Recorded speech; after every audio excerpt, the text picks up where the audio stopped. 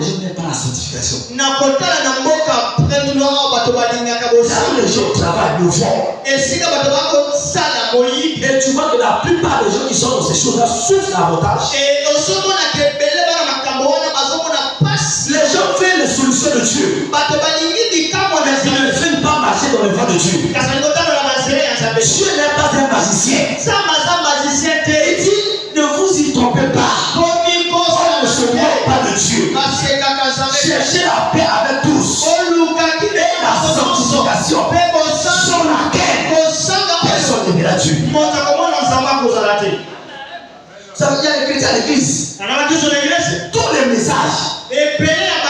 Les rois coupables. Tu prêches sur la foi. Il est culpabilisé. Tu prêches sur la prospérité. Il est culpabilisé. Tu prêches sur la sanctification. Il est culpabilisé. Maintenant de toi-même, tu es quel genre de chrétien? Tu dois atteindre le niveau où les enseignements de l'église ne vont plus te culpabiliser sur les petites choses. Comment tu es culpabilisé dans tous les messages? Quand tu dis dimanche, papa côté à ce qu'on a dit, je vais encore entendre. Tous les messages de l'évangile te culpabilisent. C'est que ta vie chrétienne. Tu ne dois plus tomber dans les petites choses. Si dans les petits combats, les petits attaques, tu n'arrives pas à résister. Combien plus fort dans le combat de la vie? Quand les grands combats viendront, tu ne pourras pas résister. Beaucoup de gens n'aiment pas écouter la sanctification. C'est pourquoi tu as le problème dans le foyer tous les jours. Des problèmes dans la vie tous les jours. Parce que ma vie ne marche pas. Avant même que ta vie marche, tu as fait marcher pour Dieu dans ta vie. Cherche la sanctification. Si tu n'as pas la fondation de ce que tu cherches, tu ne peux pas avoir ce que tu désires. La fondation de la vie, c'est la sanctification. Mais je pense que quand tu imposes les mains sur quelqu'un, ça va changer comme ça. Non. Ma prière doit s'accorder avec ta vie de sanctification. Si tu vis dans le mal, on peut t'imposer la tête, on t'impose les pieds, on t'impose tout. Rien ne changera. Ne change pas. Je prie ce soir pour quelqu'un que tu te sépares de cette vie de l'iniquité au nom de Jésus. À partir de ce soir, que toute influence de la vie du péché, de la vie de l'iniquité, que cela te libère au nom de Jésus. À côté de cette vie, tout péché, il t'enveloppe si facilement. Que ce péché te libère au nom de Jésus. Acclame très fort pour Jésus. Prenons place dans sa glorieuse présence. Alléluia. Amen. L'évangile, ce n'est pas pour culpabiliser les hommes, mais c'est pour libérer les hommes. Tu dois arriver au niveau où l'évangile ne te culpabilise plus. Elle doit commencer à t'encourager pour te faire avancer. Parce que si tu es encore au niveau de la culpabilité, tu ne pourras pas l'encouragement pour avancer avec l'évangile. Je vois le Seigneur accorder à chacun la grâce d'avancer avec l'évangile au nom de Jésus. Autel contre autel. Cela est le père de notre programme de ces 3 jours de prière. Autel contre autel. Chacun de nous doit savoir et comprendre l'importance et la notion des hôtels dans sa vie en tant que chrétien. Lorsque tu es un chrétien qui est ignorant, il y a des choses spirituelles que tu ne pourras jamais posséder dans ta vie. La Bible dit, mon peuple périt, pas à cause des sorciers, pas à cause des démons, mais mon peuple périt par faute de connaissance. Les informations spirituelles que tu ne connais pas ne pourront jamais ajouter de la valeur à ta vie chrétienne. Il y a des informations spirituelles que tu dois connaître afin de pouvoir entrer dans la possession de ton héritage en Jésus. Il y a des informations spirituelles que tu dois avoir accès afin de marcher dans la domination en tant qu'enfant de Dieu. Et je vois le Seigneur accorder à chacun de nous la domination sur les hôtels sataniques au nom de Jésus. Rapidement, pourquoi bâtir les hôtels? Pourquoi bâtir les hôtels? Pourquoi dois-je bâtir les hôtels? Premièrement, pour montrer notre volonté de changer notre histoire. Tu bâtis les hôtels pour montrer notre volonté de changer notre histoire.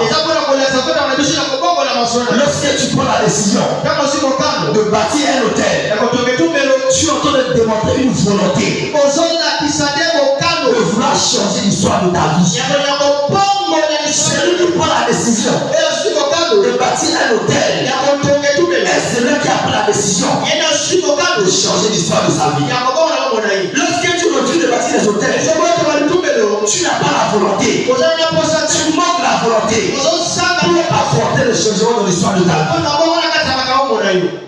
Celui qui bâtit les hôtels est en train de démontrer une volonté de vouloir changer l'histoire de sa vie. Quand tu prends la décision de changer l'histoire de ta vie, cela est démontré lorsque tu bâtis un hôtel. La manifestation des hôtels nous démontre clairement que nous avons pris la décision de changer l'histoire de notre vie. Quand l'hôtel est bâti, il y a une volonté qui est exercée pour changer la situation de l'homme. Quand Abraham est bâti un hôtel pour Dieu, et il disait simplement à Dieu, j'ai maintenant pris la décision, j'ai maintenant décidé d'apporter le changement dans mon histoire. Et sur cet hôtel, un ange de Dieu a parlé. Et puis je vais changer ton histoire. Je te bénirai. Je rendrai ton nom grand. Et Abraham est devenu une source de bénédiction. J'ai pris pour quelqu'un ce soir. Pendant que tu as bâti l'hôtel de ta vie, je vois ta famille devenir une bénédiction partout au nom de Jésus.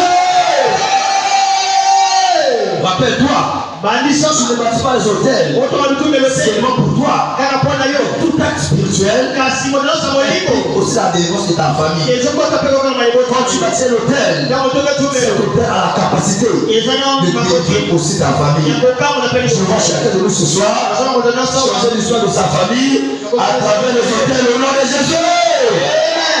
Deuxièmement, pourquoi bâtir les hôtels? La deuxième raison, c'est pour montrer à Dieu que nous avons pris la décision que les choses ne peuvent plus demeurer les mêmes. Si tu bâtis un hôtel, tu montres à Dieu que tu as pris une décision que les choses ne doivent plus demeurer pareilles dans ta vie. On bâtit les hôtels pour montrer à Dieu que nous avons pris une décision que cette fois-ci, les choses ne doivent plus demeurer pareilles. Peut-être que tu as une situation similaire de famille. Peut-être que tu as une préoccupation de famille qui t'empêche de vivre la gloire de Dieu. Quand tu prends la décision de bâtir l'hôtel, tu veux démontrer à Dieu que j'ai décidé que les choses ne doivent plus jamais rester les mêmes de ma famille. J'ai pris la décision que les choses ne vont plus demeurer pareilles dans ma famille. J'ai pris la décision que les choses ne doivent plus rester les mêmes. Voilà pourquoi bâtir un hôtel, c'est un acte d'engagement. C'est une décision. C'est un acte d'engagement. C'est une décision. Tu prends la décision. Tu t'engages à faire quelque chose pour apporter le changement à ta vie. Aujourd'hui, il y a des pasteurs qui disent que Jésus-Christ avait déjà bâti l'hôtel. Nous, les chrétiens, on n'a plus besoin de bâtir les hôtels. On n'a plus besoin de ces choses. Parce que le prix était payé par Jésus. Je t'avais dit autrefois, Jésus avait payé le prix pour que tu ailles au ciel. Il n'avait jamais payé le prix pour que tu sois heureux sur la terre. Si tu veux réussir sur la terre, il y a un prix que tu dois payer. J'ai mis devant toi la vie et la mort. Choisis la vie afin que tu vives toi et ta famille. Je te dis de choisir. Il ne choisira pas ta place. Tu dois choisir toi-même. Tu dois choisir. J'ai mis devant toi la bénédiction et la malédiction, la mort et la vie. Choisis ce que tu veux. Choisis ce que tu veux. Quand tu bâtis un hôtel, je te le dis simplement Dieu. J'ai pris la décision. Ce chômage ne doit plus rester pareil. J'ai pris la décision. Ce célibat ne doit plus rester pareil. J'ai pris la décision. Cette maladie ne doit plus continuer dans ma vie. J'ai pris la décision. Cette souffrance ne doit plus continuer dans ma vie. J'ai pris la décision que cette situation ne doit plus continuer. Vous savez, quand tu prends une décision, tu te vois quelque part dans le monde spirituel. Cela va te pousser à devenir efficace sur le terrain. Qu'est-ce qu'il a poussé Abraham? Il a sacrifié son enfant. Il voyait père d'un grand nombre de nations, une source de bénédiction. C'est qu'il voyait, il avait fortifié et a poussé et bâtir un hôtel. Même s'il fallait perdre son enfant, il était prêt que si Dieu a pu me donner cet enfant, je suis incapable de donner un autre enfant de même. Cette motivation est venue parce qu'Abraham savait ce qui devait arriver. Il y a des choses que tu écoutes. Tu les connais, mais tu ne participes pas. Tu n'as pas encore pris la décision. Raison pour laquelle même dans la prière, la plupart des temps, les gens pensent que Dieu n'est juste pour prier. Quand tu pries, Dieu te met à l'épreuve. Il te teste. Est-ce que ce que tu as demandé, cela vient réellement de ton cœur? C'est pas jalousie seulement que tu as demandé. Vous demandez que vous ne le recevez pas parce que vous demandez mal. Dans le but de satisfaire votre corps, quand même patient. Quand tu demandes quelque chose à Dieu, Dieu aime toujours te tester. Pour voir si ce que tu as demandé est vrai. C'est cette preuve que beaucoup échouent. J'ai prié, tu n'as rien fait, tu abandonnes, je n'ai plus pris. C'est parce que toi, tu n'as pas compris que dans la prière, il y a un examen que tu dois passer. Un test que tu dois passer pour aller aux classes supérieures.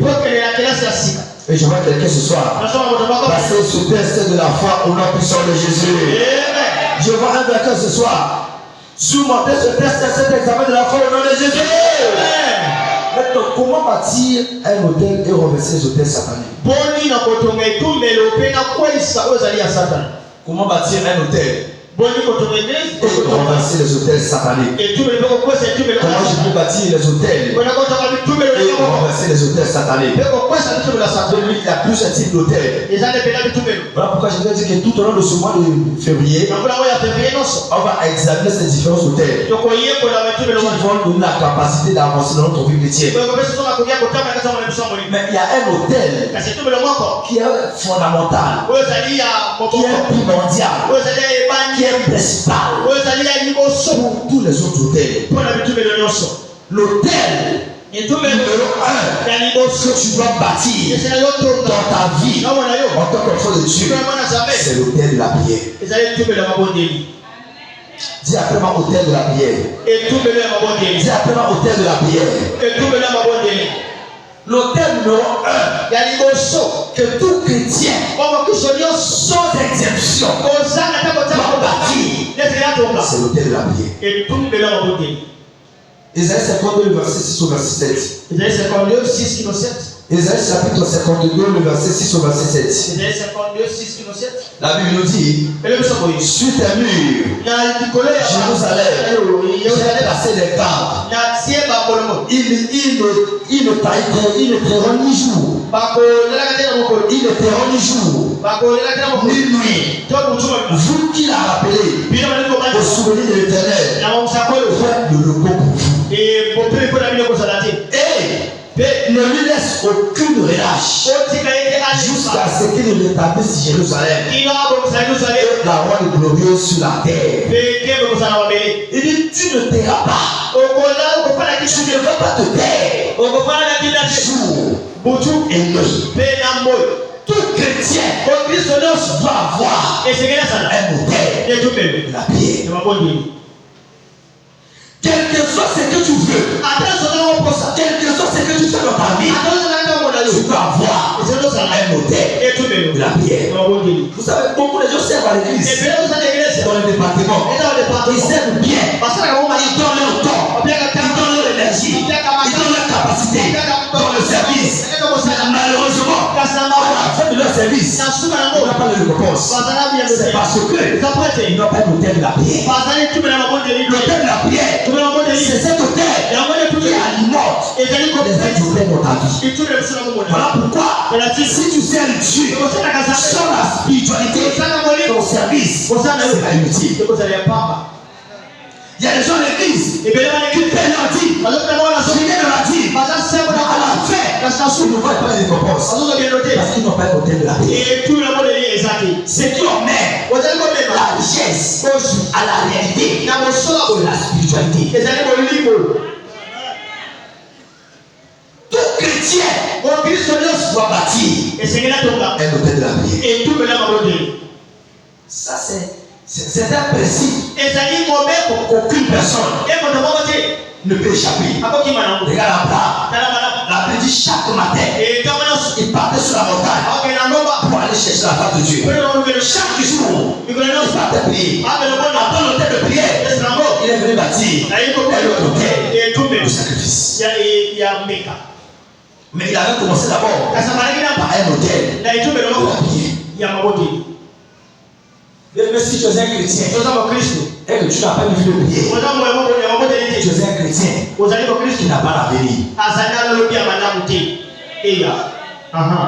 Un chrétien qui ne prie pas, je vous ai toujours dit, il est soldat, un téléphone déchargé. Quel que soit la beauté de ton téléphone, quel que soit le prix de ton téléphone, si ton téléphone est déchargé, ce téléphone ne te servira à rien.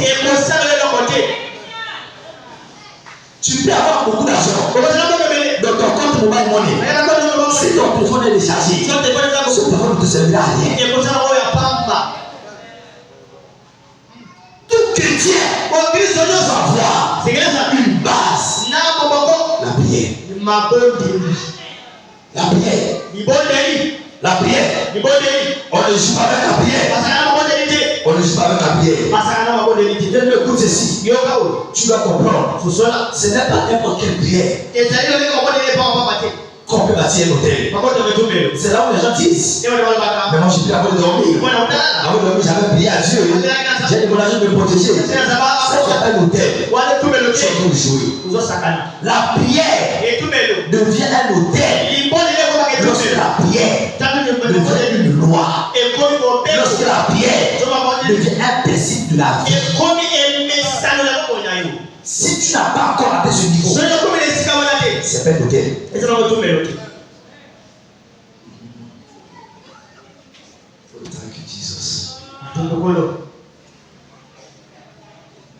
Tu pries. Mais tu es un bébé. Tu n'as pas encore un hôtel. La prière devient un hôtel. Mais la prière devient une loi pour ta vie.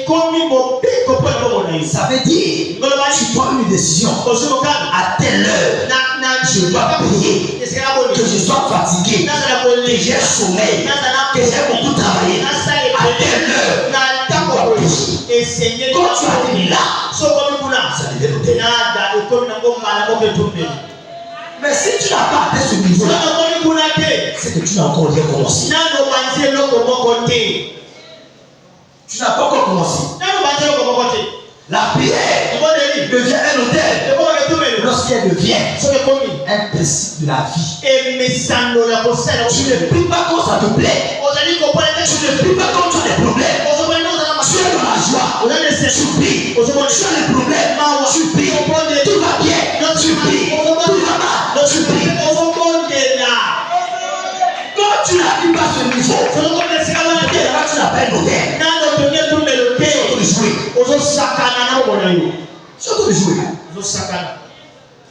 La prière doit devenir une loi. Tu vois, les gens aujourd'hui, tu as commencé à prier. Tu peux aujourd'hui, demain, tu arrives à prier. Dieu me comprend. Je vais prier demain. Tu n'as pas un hôtel. L'hôtel devient, lorsque la prière devient une loi. Une loi. Je vis pour ça. De la même manière que tu dois manger tous les jours. Comment le santé. Tu dois également prier tous les jours. Ton esprit. Tu sais quoi? Les activités que tu fais là ne comptent pas devant Dieu. J'ai déjà beaucoup travaillé. Je dois me reposer. Dieu ne prend pas garde à tes activités. Le monde spirituel ne respecte pas ta fatigue. Le monde spirituel respecte tes hôtels. Pourquoi tu vas avoir une vie de prière comme une loi? Chaque jour quand tu pries, il y a un registre au ciel où ta voix est enregistrée.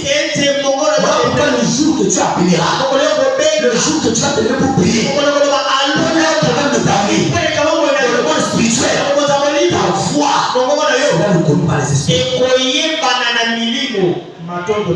Quand tu n'as pas une vie de prière, ta voix n'est pas reconnue dans le monde spirituel.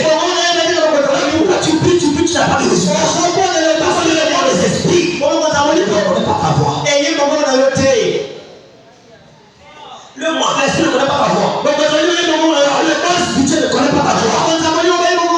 Tu ne peux pas avoir les résultats sur tes lacunes.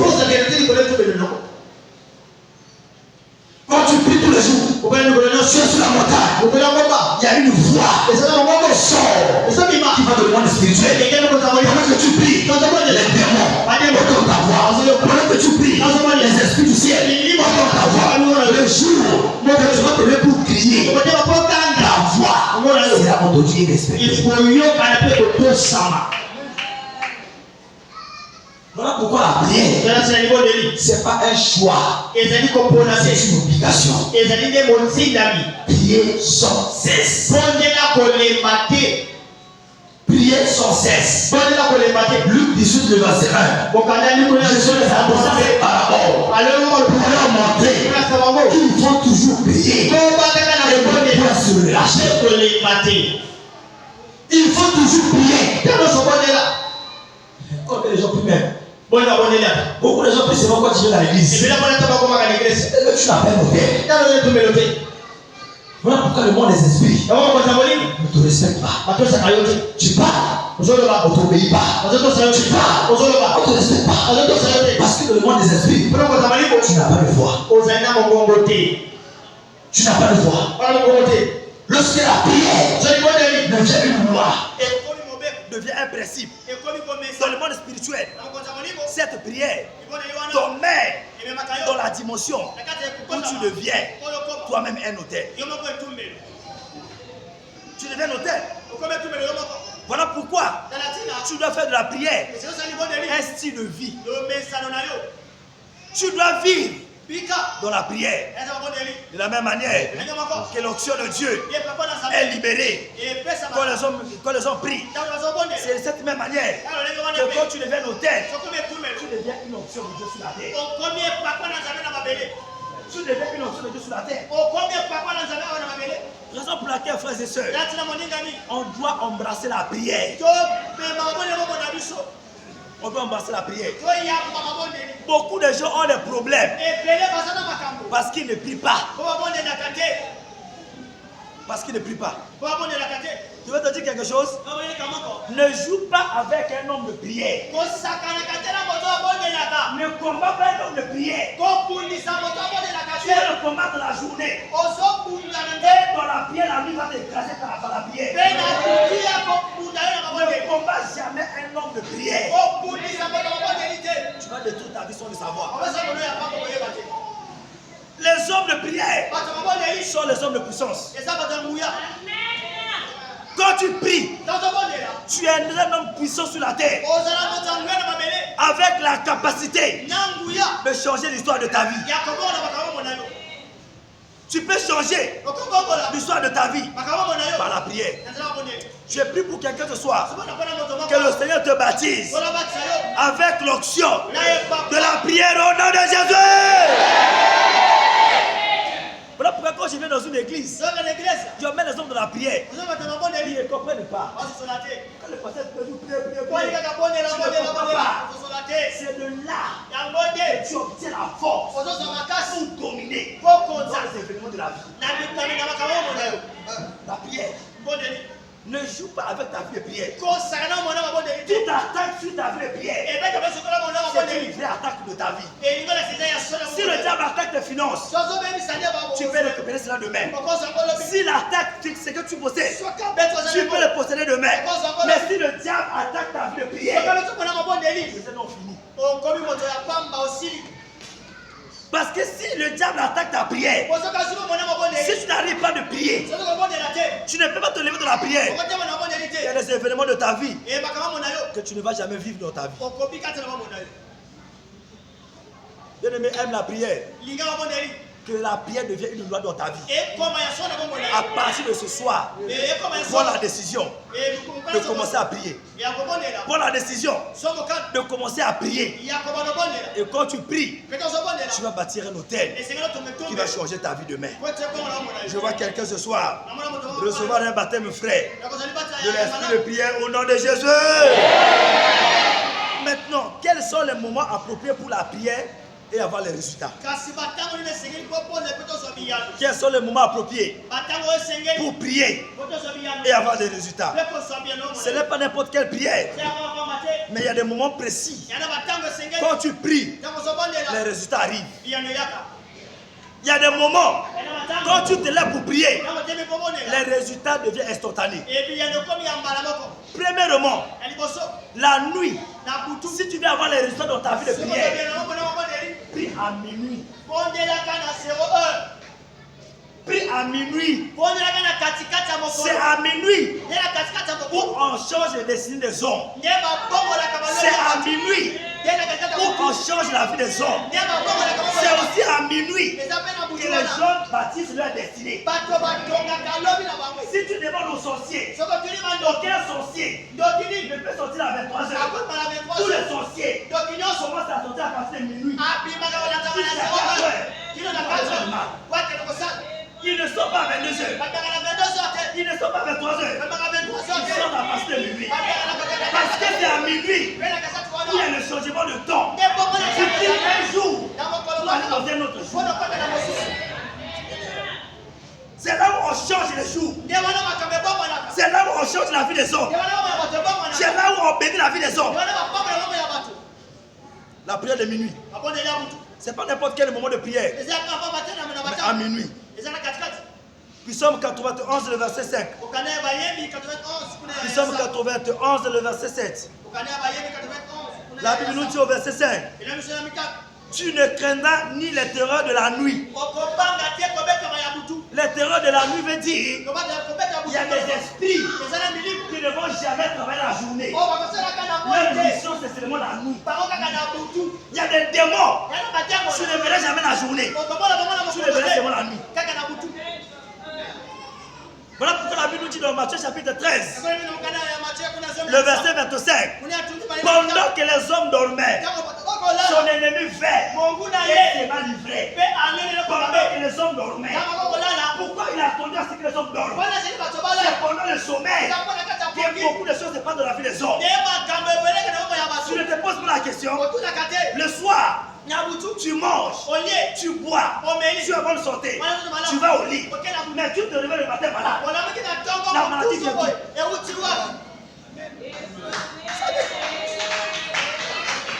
C'est pendant que tu dors que le diable est venu s'aimer la maladie. Voilà pourquoi tu vois des personnes, le soir, il était bien portant, mais demain matin, nous allons entendre qu'il est décédé. Et la plupart des gens meurent la nuit. C'est pourquoi il y a des terreurs qui volent la nuit. Il y a des démons qui volent que la nuit. C'est pourquoi quand tu te lèves à minuit, même 1h du matin, 1h du temps, minuit jusqu'à 1h, prie. Tu verras ce qui va arriver dans ta vie. Crée ce temps de prière. Crée ce moment de prière. Dieu ne répond pas à n'importe quelle prière. C'est pendant la prière de minuit que les destinées sont accomplies. C'est pendant les prières de minuit que les destinées sont façonnées. C'est pendant les prières de minuit que les destinées aussi sont détruites. Quand les hommes dorment, c'est là où le diable vient pour détruire la vie des hommes. Exode chapitre 11, le verset 4 à 6. Exode chapitre 11, le verset 4 au verset 6. La Bible nous dit, Moïse dit ainsi par l'Éternel, vers le milieu de la nuit, je passerai au travers de l'Égypte. Pourquoi Dieu a attendu seulement le milieu de la nuit? Il dit, je passerai à travers l'Égypte. Et tous les premiers-nés mourront dans le pays d'Égypte. Depuis le premier-né de Pharaon, assis sur son trône, jusqu'au premier-né de la servante, qui est derrière la meule, et jusqu'à tous les premiers-nés des animaux. Il y aura dans tout le pays d'Égypte des grands cris. Pourquoi Dieu a attendu seulement le milieu de la nuit? Bien aimé, dans le monde spirituel, il y a des choses qui se passent en fonction des heures. En fonction des heures. Il y a des heures où le diable opère le plus. Un jour, je vais t'enseigner qu'est-ce qui se passe entre 2h et 3h du matin. Pourquoi tu vas comprendre? C'est arrivé à 3h du matin. Tu as plus de sommeil. Tu vas aussi comprendre. Quand tu veux prier à minuit, parfois à 22h, tu es là en bonne santé. Mais dès qu'il est 23h, 0h, tu ressens maintenant le sommeil. Parce que c'est l'heure que les sorciers vont sortir pour aller faire du mal. Et qu'est-ce qu'ils font? Ils doivent faire endormir les gens. Afin de s'aimer ce qu'ils doivent s'aimer. Ils s'aiment pendant que les hommes dorment. Je veux te dire quelque chose. N'aime pas le sommeil plus que ta destinée. N'aime pas le sommeil plus que ta destinée. Si aujourd'hui tu vas bien dans ta vie, parce que le diable n'a pas encore braqué son projecteur sur toi, le jour que le diable va te combattre, c'est là où tu vas comprendre que tu peux faire 2 jours sans dormir. Le diable t'a pas encore combattu. Il y a des gens qui ont déjà fait le combat. Au point que dans leur vie, mais si tu vois la personne, tu as pitié de lui. Si tu travailles, tu manges tous les jours, tu ne vois rien, ne crains pas. Tu dois te lever parce qu'il y a un démon. Si tout son projecteur sur toi, crois-moi, si tu n'as pas la vie de prière, c'est pire qu'auparavant. Raison pour laquelle dans Actes chapitre 16, le verset 25, il dit vers le milieu de la nuit, Paul et Silas, ils ont prié. Après, ils ont commencé à louer Dieu. Ils ont commencé par la prière. Vers le milieu de la nuit. Pourquoi ils n'ont pas attendu 5 heures? Quand tu vois certains chrétiens aujourd'hui, tu te réveilles à 5 heures. Tu es en train de faire du bruit. Tu fais du bruit. Il y a quelque chose qu'on a déposé en temps pendant que tu dormais. Quand tu te réveilles à 5 heures, tu fais seulement du bruit. Il n'y a aucune prière qui va changer ta vie à 5 heures du matin. Aucune prière.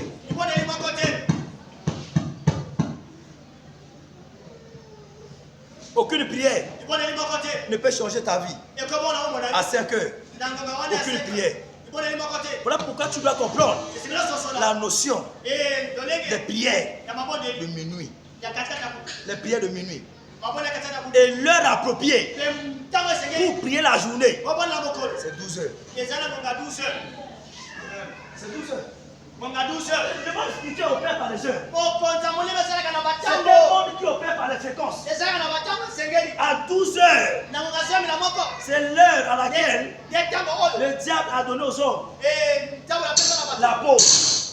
Quand tu travailles, à 12 heures, tu vas manger, va te reposer. Pendant que tu te reposes, tu viendras s'aimer quelque chose.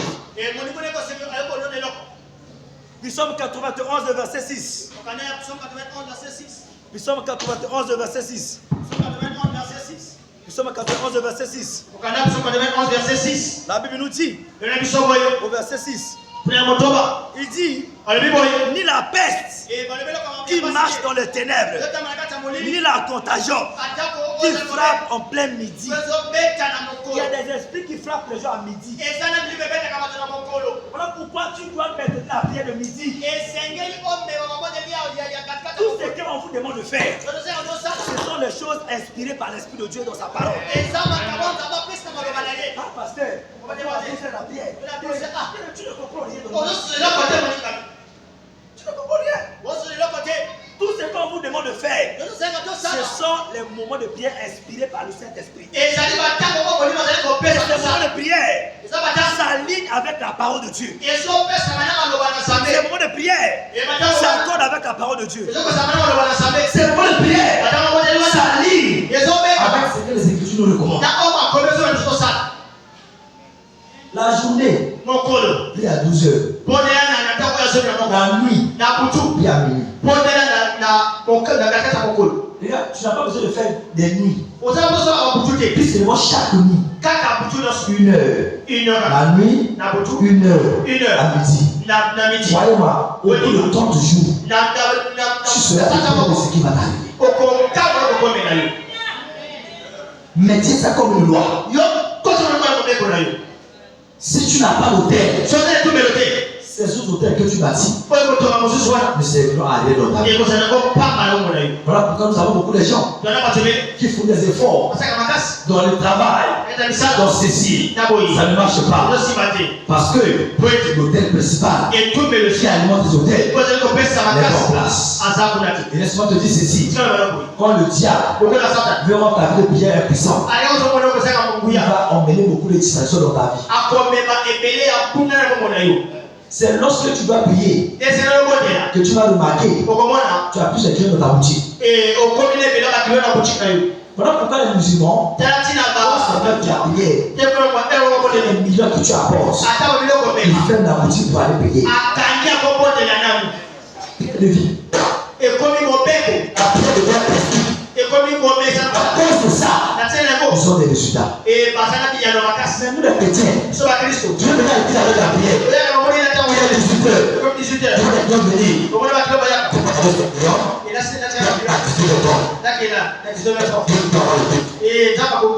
Tu n'as pas d'hôtel. Tu dois respecter tes moments de communion avec le Seigneur. Tu dois respecter tes moments d'intimité avec le Seigneur. Voilà le plein hôtel que chacun doit bâtir. Hôtel de la prière. Le mercredi prochain, on va faire un autre hôtel. On va bâtir. Mais ces hôtels-là dépendent de l'hôtel de la prière.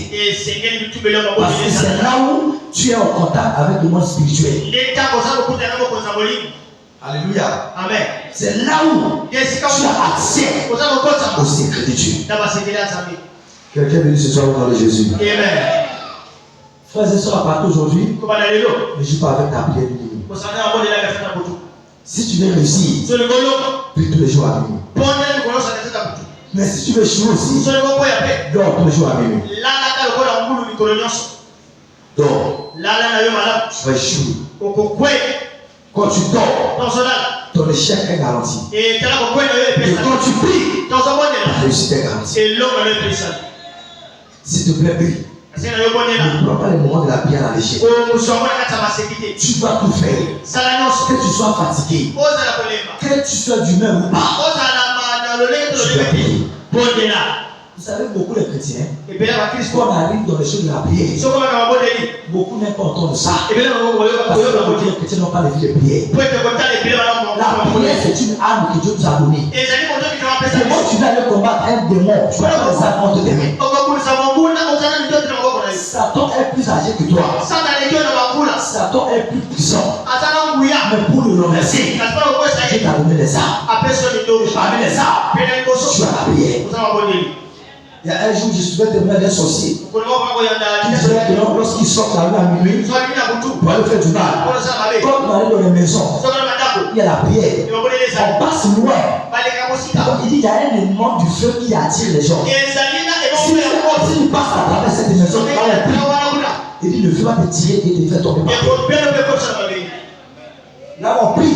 Il y a une flamme du feu. Et quand le feu est là, la victoire est garantie.